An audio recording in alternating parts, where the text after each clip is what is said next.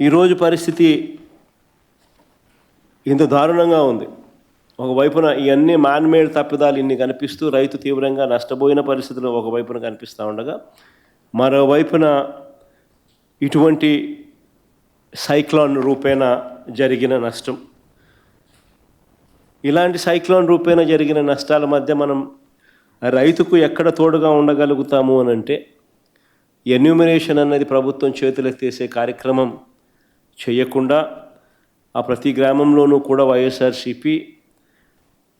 నష్టం జరిగిన ప్రతి గ్రామంలో కూడా ఎన్యూమరేషన్లో ఏ ఒక్కరికి కూడా నష్టం జరగకోకుండా వాళ్ళ తరపున వాయిస్ ఇవ్వగలగడం, వాళ్ళ తరపున మనం ప్రభుత్వం మీద యుద్ధం చేసైనా సరే వాళ్లకు రైతుల తరపున మనం తోడుగా నిలబడడం.